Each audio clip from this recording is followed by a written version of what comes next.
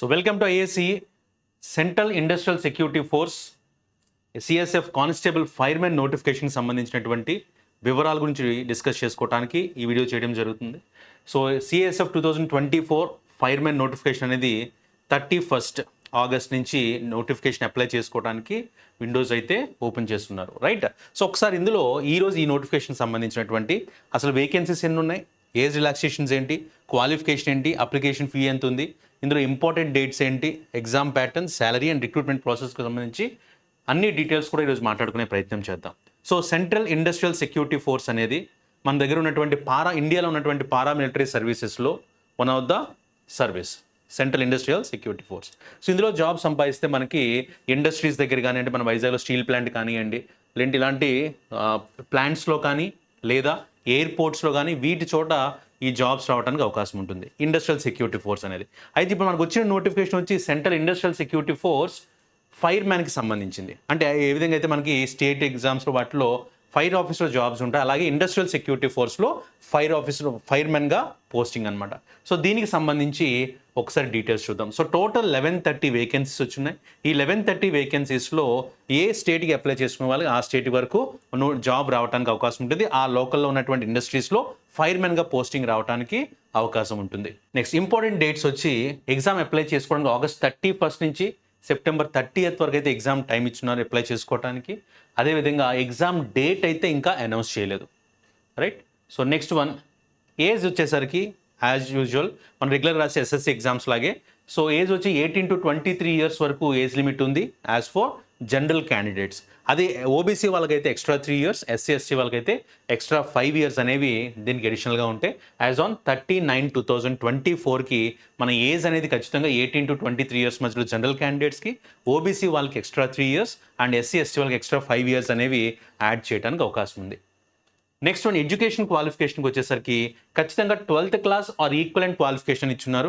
So ఖచ్చితంగా intermediate qualification అయితే ఉండాలి, దాని ఈక్వలెంట్ ఉండాలి. దాంతోపాటు ఖచ్చితంగా నువ్వు ఇంటర్మీడియట్లో సైన్స్ సబ్జెక్ట్ చదివి ఉండాలి. అంటే ఇప్పుడు మనకి సిఈసి కానివ్వండి, హెచ్ఈసి వాళ్ళు దీనికి అప్లై చేసుకోవడానికి అవకాశం లేదు. ఈ విషయం చాలా క్లియర్గా గుర్తుపెట్టుకోండి. ఇంటర్మీడియట్లో సైన్స్ వన్ ఆఫ్ ద సబ్జెక్ట్గా ఉన్న వాళ్ళు, అంటే ఎంపీసీ కానీ బైపీసీ కానీ సైన్స్ వన్ ఆఫ్ ద సబ్జెక్ట్గా చదివిన వాళ్ళు మాత్రమే ఈ నోటిఫికేషన్కి అప్లై చేసుకోవడానికి అయితే అవకాశం ఉంటుంది. నెక్స్ట్ అప్లికేషన్ ఫీజు వచ్చేసరికి ఈ ఎగ్జామ్ అప్లై చేసుకోవడానికి జస్ట్ ఎస్ఎస్సి లాగే 100 రూపీస్ ఉంటుంది. ఎస్సీ కానీ ఎస్టీ కానీ ex servicemen exempted from payment of fee వాళ్ళు పే చేయాల్సిన అవసరం అయితే లేదు. ఫస్ట్ ఈ ఎగ్జామ్ కండక్ట్ చేయడానికి ఫస్ట్ ఈ జాబ్ ప్రొఫైల్ కానీ అబ్జర్వ్ చేస్తే మనకి సెంట్రల్ ఇండస్ట్రియల్ సెక్యూరిటీ ఫోర్స్కి సంబంధించి ఇది ఒరిజినల్ వెబ్సైట్ అమ్మా, central industrial security force, ministry of home affairs. ఇందులో దీని గురించి క్లియర్గా మెన్షన్ చేస్తున్నారు చూడండి. సిఏఎస్ ఫైర్ సర్వీస్ అంటే మనకి ఇలాంటి ఫైర్ యాక్సిడెంట్స్ అయినప్పుడు ఇండస్ట్రియల్ సెక్యూరిటీ ఫోర్స్ కాబట్టి ఇండస్ట్రీస్లో ఫైర్ యాక్సిడెంట్స్ జరిగేటప్పుడు కానివ్వండి, సో వీటికి ఇమీడియట్గా రియాక్ట్ అవుతూ చేసేదన్నమాట. సో కాబట్టి ఈ ఫైర్ వింగ్ సంబంధించిన ఇదంతా కూడా ఇందులో మేజర్గా మనం కానీ జాబ్ సంపాదిస్తే central armed police force having a full fledged fire wing. ఇది ఎక్కడెక్కడ పనిచేస్తుందంటే డిఫరెంట్ కంపెనీస్ ఇచ్చినారు చూడండి సార్. అంటే పెట్రోకెమికల్ కాంప్లెక్స్ కానీ, ఆయిల్ రిఫైనరీస్ కానీ, స్టీల్ ప్లాంట్స్ కానీ, కెమికల్ అండ్ ఫెర్టిలైజర్ ప్లాంట్స్ కానీ, పోర్ట్ ట్రస్ట్ కానీ, space organisation, power plants, defence installations, establishments of the finance ministry, ఇలాంటి వాటిలన్నిటిలో కూడా ఈ జాబ్ రావడానికి అవకాశం ఉంటుందన్నమాట. సో ఇది దీనికి సంబంధించిన కంప్లీట్ ఇన్ఫర్మేషన్ ఇందులో క్లియర్గా మెన్షన్ చేస్తున్నారు. అసలు ఈ ఫైర్ వింగ్ చేసే వర్క్ ఏంటి ఇవంతా కూడా ఈ వెబ్సైట్లో అయితే ప్లేస్ చేస్తుంది, రైట్. సో ఈ నోటిఫికేషన్కి వెళ్ళటానికి ఓకే, ఈ నోటిఫికేషన్ అప్లై చేసుకోవడానికి, ఇందులో జాబ్ సంపాదించుకోవడానికి రిక్రూట్మెంట్ ప్రాసెస్ ఏంటనేది చూద్దాం.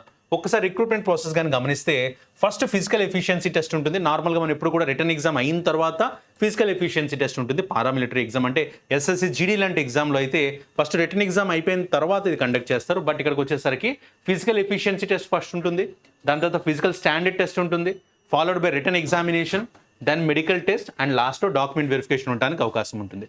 సో ఇందులో ఫస్ట్ ఫిజికల్ ఎఫిషియన్సీ టెస్ట్కి వచ్చేసరికి ఏం చూస్తారు అంటే చూడండి ఒకసారి.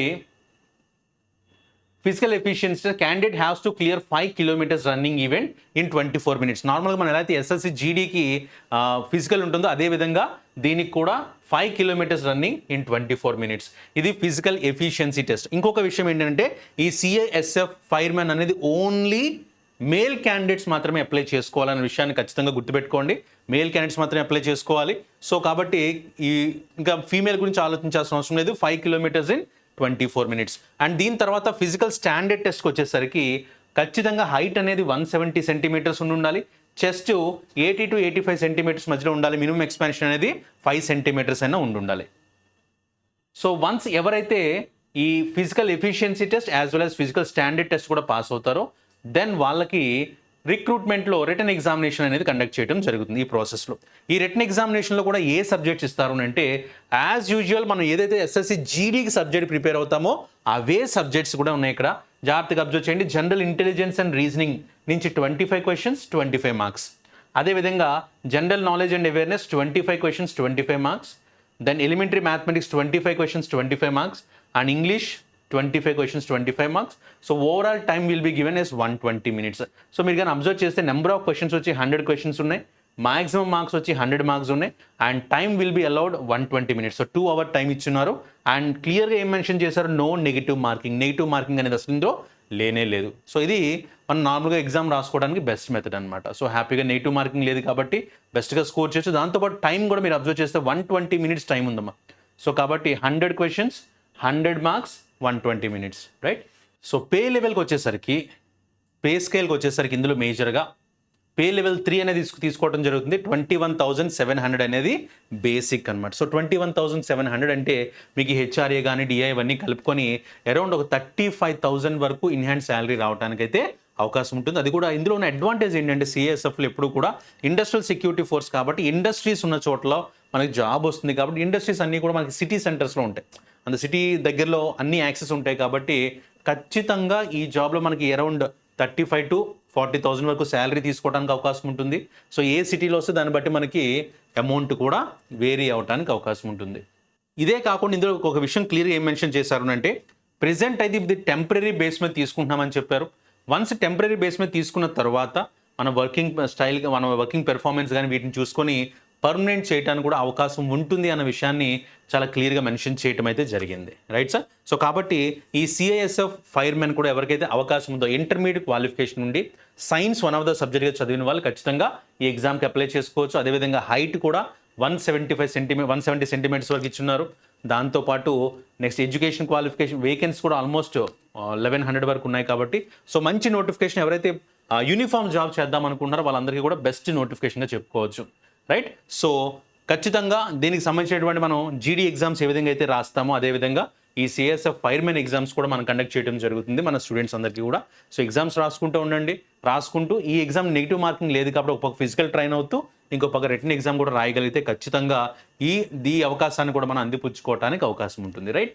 సో ఖచ్చితంగా మీరు జాబ్ కొట్టే వరకు ప్రతి అడుగులో ఐఏఎస్సి ఖచ్చితంగా తోడుంటుంది. All the best. జై హింద్.